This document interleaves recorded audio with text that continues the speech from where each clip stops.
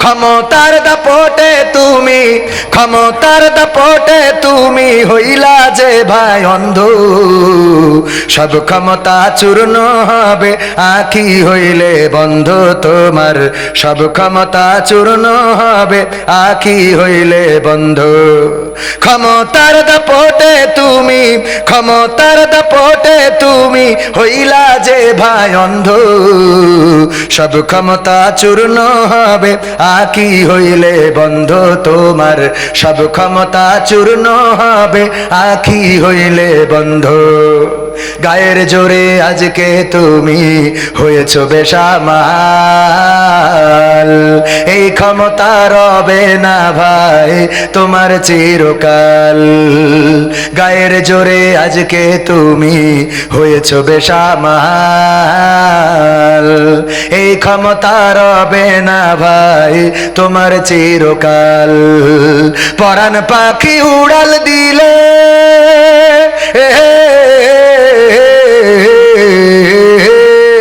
পরাণ পাখি উড়াল দিলে, পরাণ পাখি উড়াল দিলে দেহ হবে গন্ধ, সব ক্ষমতা চূর্ণ হবে আঁখি হইলে বন্ধ তোমার, সব ক্ষমতা চূর্ণ হবে আঁখি হইলে বন্ধ। মানুষেরই সাথে তুমি করো খারাপ আচরণ, জানো কি ভাই কার ইশারায় ভুবনে কর বিচরণ। মানুষেরই সাথে তুমি করো খারাপ আচরণ, জানো কি ভাই কার ইশারায় ভুবনে কর বিচরণ। মহাজনে টানলে রশি,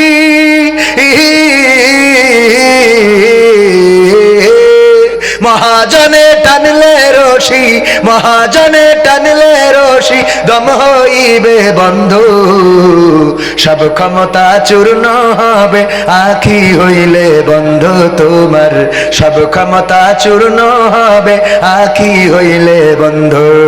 ক্ষমতার দাপটে তুমি, ক্ষমতার দাপটে তুমি হইলা যে ভাই অন্ধ, সব ক্ষমতা চূর্ণ হবে আঁখি হইলে বন্ধ তোমার, সব ক্ষমতা চূর্ণ হবে আঁখি হইলে বন্ধ।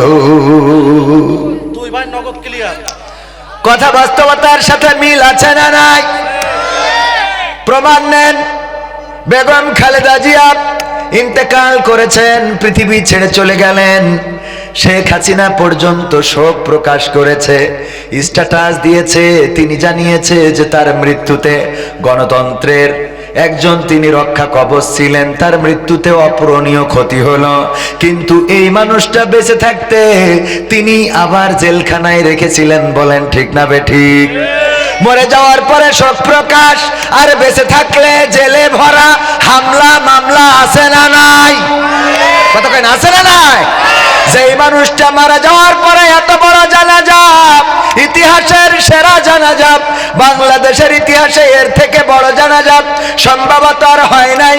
5টা জানাজা, যে জানাজাগুলো বড় হয়েছে, মাওলানা শাহ আহমদ শফি সাহেবের জানাজা, প্রেসিডেন্ট জিয়াউর রহমানের জানাজা, ওসমান হাদির জানাজা, আর আমাদের বেগম জিয়ার জানাজা। এছাড়া আর একজন সম্ভবত ভুলে যাচ্ছি। এই জানাজাগুলো বড় বড় জানাজা হয়েছে। গতকালকে জানাজায় যত লোক হয়েছে, আহারে এই লোকগুলো যদি বালুর ট্রাকের দিন সামনে আসতো, বালুর ট্রাকটা সরানোর জন্য যদি সামনে আসতো, ওই বালুর ট্রাক একটা করে বালু নিলেও তো ওই বালুর ট্রাক খালি হয়ে যেত, ঠিক না বেটা? শুধু বালুর ট্রাক খালি হতো না, বেগম জিয়াও খুশি হয়ে যেতেন যে এই জনগণের জন্য রাজনীতি করলাম, এই জনগণের জন্য সারাটা জীবন চেষ্টা করে গেলাম। আমার স্বামী এই জনগণের জন্য রাজনীতি করেছে, খাল কেটেছে, জনগণের সাথে মিশেছে। সেই স্বামীর স্ত্রী আমিও জনগণের পাশে দাঁড়িয়েছিলাম। আমার জনগণ আসলো, বালুর ট্রাক সরিয়ে দিল। বেগম জিয়াও খুশি হতে পারতেন না? পারতেন না? খুশি হতেন না? হতেন না?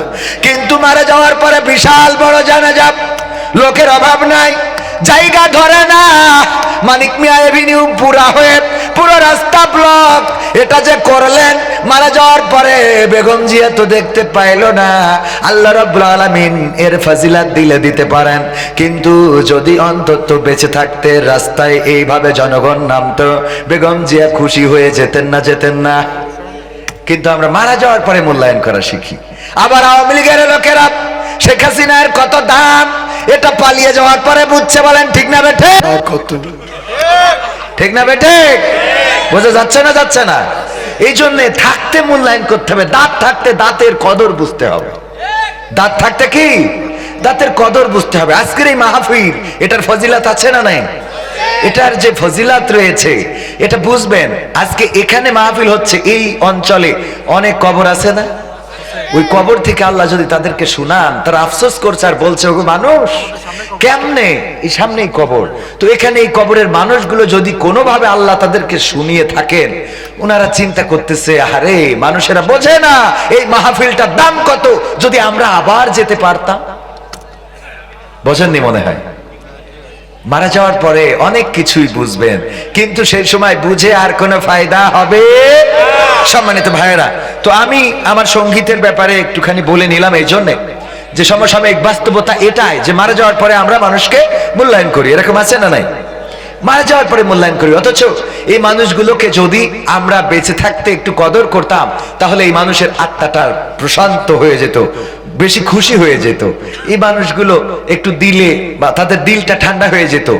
ধরেন একজন গরিব মানুষ, এই শীতের সময় আপনি তার একটা মাফলা কিনে দিলেন, দেখবেন তার হাসিটা। এই শীতের সময় একটা বাচ্চার আপনি একটু জুতা, এই যে শীতের জুতা অথবা একটা চাদর যদি কিনে দেন, দেখবেন যে কি খুশি হয়ে যাবে। এই খুশিটা আল্লাহ রাব্বুল আলামিন আপনার জন্য এটা নাজাতের ওসিলা করে দিতে পারেন। আপনি ছোট্ট আমল দিয়ে বেঁচে যাবেন, আবার ছোট্ট বদ আমলের কারণে আল্লাহর কাছে ধরা খেয়ে যাবেন। বিড়ালকে খাইতেও দেয় নাই, ছেড়েও দেয় নাই। বিড়াল কি?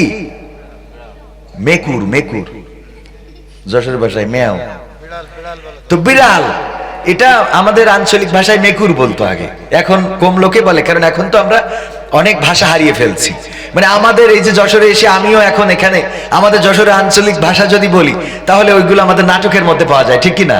তো এই যশোর ভাষা হারিয়ে ফেলছি। তো এই বিড়াল খাইতেও দেয় নাই, ছেড়েও দেয় নাই, এই অপরাধের কারণেই জাহান্নাম। গোটা জীবনের আমল বরবাদ। আবার একজন কুকুরকে পানি পান করালো, পতিতা। কিতা বলেন? কিতা? পতিতা। কিতা? হ্যাঁ। তো এই পতিতাকে পানি পান করালো কি করে? কূপের মধ্যে নিজে তো নামতে পারবে না, পানি উঠানোর কোনো ব্যবস্থা নাই। তো এই ওড়না ছিল, ওড়নাটা ছিঁড়লো, ছিঁড়ে গিট্টু দিল, তারপরে আবার ছিঁড়ে গিট্টু দিল, লম্বা করলো, তারপরে কূপের মধ্যে দিয়ে দিল। এবার ভিজায় উঠানোর পরে এবার কুকুরের নিংড়ায় পানি পান করালো। আল্লাহ রাব্বুল আলামিন এই পতিতাকে ক্ষমা করে জান্নাত দিয়েছেন। আপনি ছোট্ট ছোট্ট আমল আপনাকে বাঁচিয়ে দিবে। আপনি এই শীতের সময় একটা চাদর কিনে দেন না, একটা মাফলার কিনে দেন না, একটা টুপি কিনে দেন না, একটা পাতলা কম্বল কিনে দেন, দেখবেন যে এই মানুষটা কত খুশি হয়ে গেছে। আমরা এই কাজগুলো করি না। ওই মানুষটা যখন মারা যায় তখন আমরা উহু করি, আরে এই মানুষটা শীতে খুব কষ্ট পাইছে রে, এই মানুষটার এটা হয়েছে ওটা হয়েছে। মারা যাওয়ার পরে এটা বলে লাভ না। আপনি বেঁচে থাকতে যদি তার একটু কিছু করে দিতেন। যেদিন মানুষ মারা যায় ওই দিন দেখবেন গরিব মানুষ হইলেও তার বাড়িতে বড় হাড়ি নিয়ে এসে খিচুড়ি রান্না হয়, হয় না? হয় না? অথচ এরকম একটা ও বেঁচে থাকতে যদি বলতো যে তোর বাড়িতে আজকে একটা দোয়ার মাহফিল হবে, আমরা গ্রামের লোক সিদ্ধান্ত নিয়েছি তোর বাড়ি রান্না হবে, দোয়া হবে তোর মা বাবার জন্য, ওই লোকটা বেঁচে থাকতে হতো খুশিতে লাভ দিয়ে একেবারে এয়ারপোর্টে যেয়ে পড়তো। ঠিক না? ঠিক যে আমার বাড়িতে আজকে এরকম একটা অনুষ্ঠান ওনারা আয়োজন করতেছে, আলহামদুলিল্লাহ। আমরা বুঝি না ভাই। আল্লাহ আমাদের সহি সমাজ দান করুন, বলেন আমিন। নূরপুর উত্তরপাড়া যুব সমাজ ও কুদ্দুছিয়া ভৈরব জামে মসজিদের উদ্যোগে আয়োজিত দ্বিতীয় বার্ষিক তাফসিরুল কোরআন মাহফিলের শ্রদ্ধাভাজন সভাপতি, যিনি আমাদের পাশে আছেন, জনাব মোহাম্মদ আলী হোসেন সাহেব, উপদেষ্টা মসজিদ ও মাহফিল কমিটির। আপনাদের এখানে যারা উপদেষ্টা এবং মসজিদ কমিটিতে রয়েছে তাদেরকে জোর করে রাখা হয়েছে কিনা আমার মনে হয়েছে। জোর করে রাখা হইলে, এটা জোর করে রাখা হয় নাই তো? আলহামদুলিল্লাহ। কারণ স্বতঃস্ফূর্ত থাকতে হবে। মানে আপনি যদি একজন নেতার কাজ হলো সেই নেতার সামনে, মিছিলের সামনে থাকবে, তাইলে কর্মীরা পিছনে থাকবে, ঠিক না? ঠিক। নেতা আগে সামনে রশি ধরে টানা শুরু করবে, তাইলে না কর্মীরা টানবে, ঠিক না বে ঠিক? তো মসজিদের সভাপতি, মসজিদের সেক্রেটারি, তাদের যদি ডাকতে ডাকতে মাইকের ব্যাটারি ফুরাই যায়, তো তাইলে এদের দিয়ে উন্নয়ন হবে আপনি ভাবলেন কি করে? কথা কয় না? আর এইটা দেখার পরে উনাদের ডেকে ডেকে যদি হালখাতায় না পাওয়া যায়, তো এখানে যারা বাইরের লোক আছে তারা দেবে, আপনি ভাবলেন কি করে? তো এইগুলো রাখার দরকার নাই। তো এগুলোকে আপনি খুঁজবেন তাদেরকে যারা মসজিদের সাথে যাদের কলিজা লাগানো। আমি গত পরশুদিন মাহফিল করেছি মেহেরপুর, তারপরের দিন করেছি জামালপুর, পরশুদিনের আগের দিন মেহেরপুর, ওখান থেকে জামালপুর, সেখান থেকে পিরোজপুর, পিরোজপুর থেকে রাত্রে মিস্টেজ থেকে নেমে আমি বাড়ি এসে আজকে ফজর পড়ে আমি আমার মাদ্রাসায় রেজাল্টের অনুষ্ঠানে আমি সারাটা দিন পার করলাম আমার মাদ্রাসা। ওখানে আমার কলিজা লাগানো মাদ্রাসার একজন ছাত্র ব্র্যাক ব্যাংকে চাকরি করে, ব্র্যাকে চাকরি করে, তার বাবা আজকে প্লেট ছাত্র, সে চলে যাচ্ছে আজকে রেজাল্টটা নিয়ে শুনে নিয়ে, কালকে তারা চলে যাবে কুষ্টিয়ায়, কারণ সেখানে তাদের পোস্টিং এবং বাড়িও কুষ্টিয়াতে। তো মানে যখন বিদায় দিচ্ছি তখন আমার মানে বুক ফেটে যাচ্ছে যে আমার একটা প্লেট ছাত্র, আমি কিন্তু ওদেরকে পড়াই না, আমি ওদেরকে পড়াই না, আমি ওদের ক্লাস নিই না, কিন্তু আমার কলিজায় লাগছে যে আমার একজন স্টুডেন্ট আজকে তাকে চলে যেতে হচ্ছে আর একটা জেলায়। এই বাচ্চাটা, আমি তাকে বললাম বাবা যাও, তোমার জীবনের প্রথম প্রতিষ্ঠান, মনে রেখো যেদিন বড় হবে ঘুরে যেও যেখানে তোমার হাতে খড়ি হয়েছিল। কলিজায় লাগে। আপনার মসজিদ, আপনার মাদ্রাসা, এটা কলিজার সাথে থাকতে হবে ভাই। এগুলো যাদের নাই তাদের মসজিদ কমিটিতে থাকার কোনো অধিকার নেই। আপনাকে জোর করে রাখা হয়েছে, আমার মনে হয়েছে। একজন সভাপতিকে ডাকলেন, উনি আমরা পরে দেবো, এইভাবে বলবেন কেন? একজন আলেম ডেকেছেন, আপনি সম্মানের সাথে বলবেন যে ভাইয়া ঠিক আছে আমি এটা দেব, আল্লাহ চাইতো। আপনি না দিতে পারলেও অসুবিধা নাই, আপনি নিয়ত করেন, সওয়াব হবে, বলেন সুবহানাল্লাহ। আমি আমি আমি সরাসরি বলতে পছন্দ করি, পিছনে বলাটা আমার খুব বেশি ভালো লাগে না।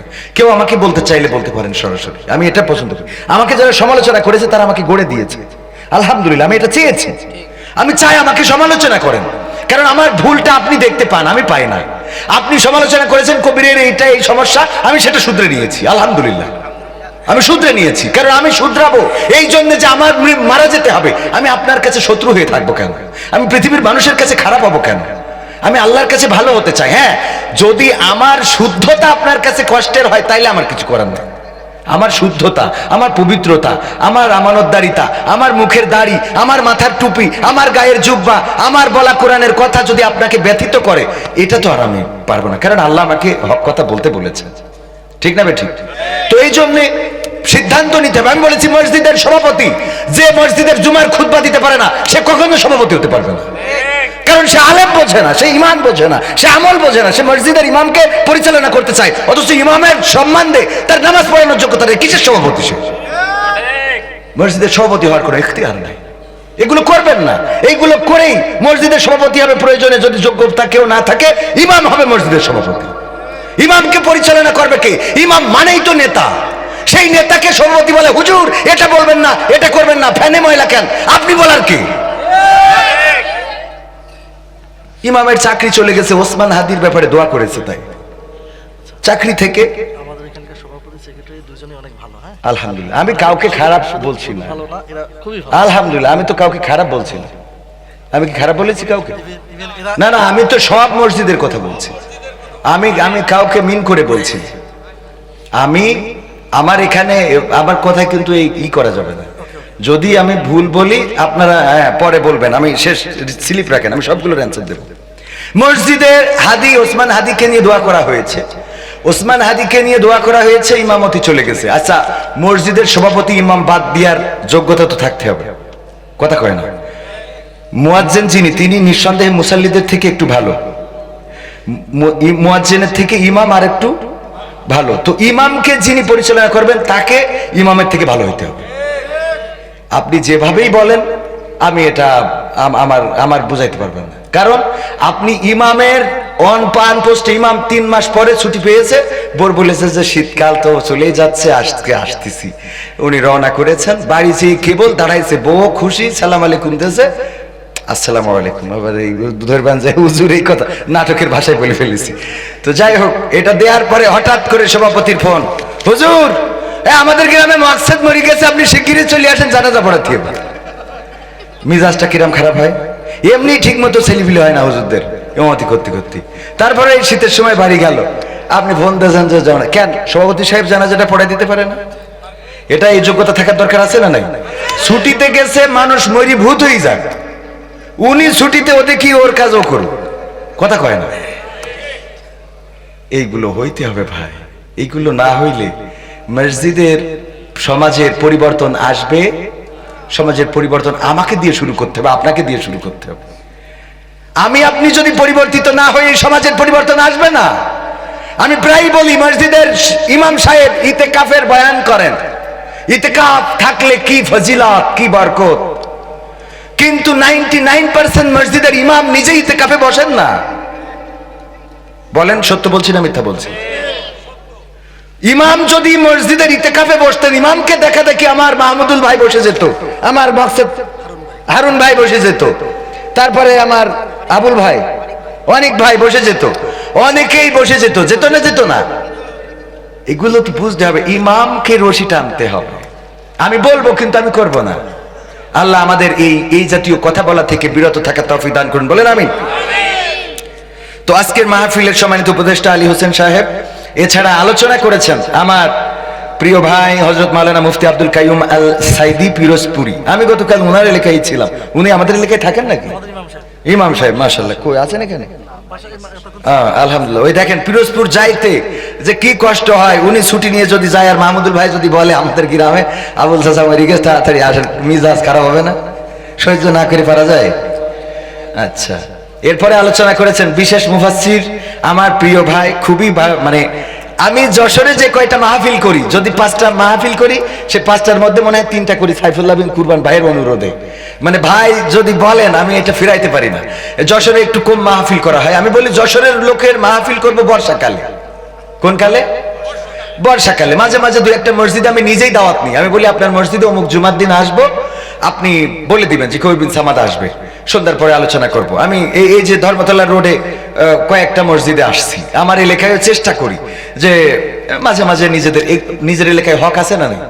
আল্লাহ বলেছেন ওয়ামান আহসানু কাওলাম মিম্মান দাআ ইলাল্লাহ ওয়া আমিলা সলিহা ওয়া ক্বালা ইন্নানি মিনাল মুসলিমিন।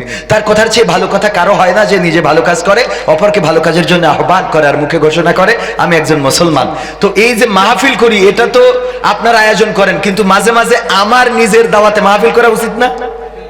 আমি যেহেতু বক্তা, এই দায়িত্ব আল্লাহ দিয়ে দেননি, তো এই জন্য আমি মাঝে মাঝে বর্ষাকালে এই ডাল সিজনে যখন কাজ থাকে না তখন বলি আপনার মসজিদে আসবো, একটু বলেন কবির বিন সামাদ আসবে, লোকজন যারা আসে সেখানে বয়ান করি। আলহামদুলিল্লাহ আপনার এলাকায়ও আসা হবে আল্লাহ চাইতো ইনশাআল্লাহ। তো আলোচনা করেছেন মাওলানা সাইফুল্লাহ বিন কুরবান সাহেব, অত্যন্ত দারুণ আলোচনা করছিলেন ভাইজান, এবং উনি আলোচক হিসাবে অনেক একজন আমার থেকে যোগ্যতাপূর্ণ আলোচক। কিন্তু সমস্যাটা হলো আমাদের সমাজে এখন হয়ে গেছে ভাইরাল না হইলে লোক হইতে চায়। আমার কিন্তু যোগ্যতা নাই, যোগ্যতা একটা, সেটা হলো ভাইরাল। অত ভাইরালও না কিন্তু কিছুটা ভাইরাল। এই ভাইরাল ছাড়া আমার কোনো সার্টিফিকেট নাই।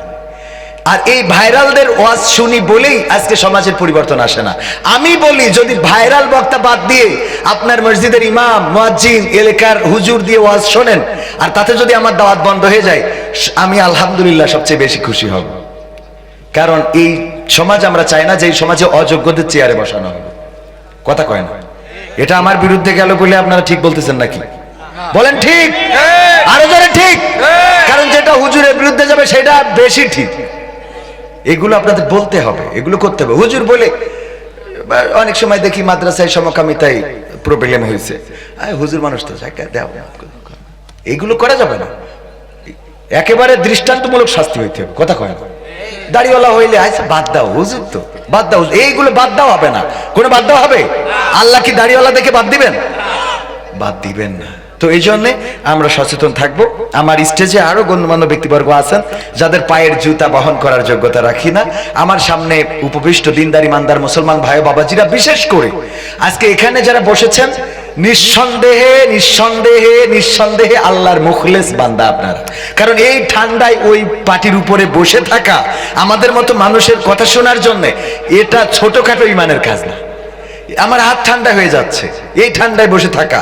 আল্লাহ আপনাদেরকে কবুল করেছেন। আমার দাঁড়ানো যুবকেরা, কলিজার টুকরারা, আমি যুবকদেরকে বড্ড ভালোবাসি। আমি জানি ওরা আগামী দিনের ভবিষ্যৎ, ওরা পরিবর্তন করতে পারবে।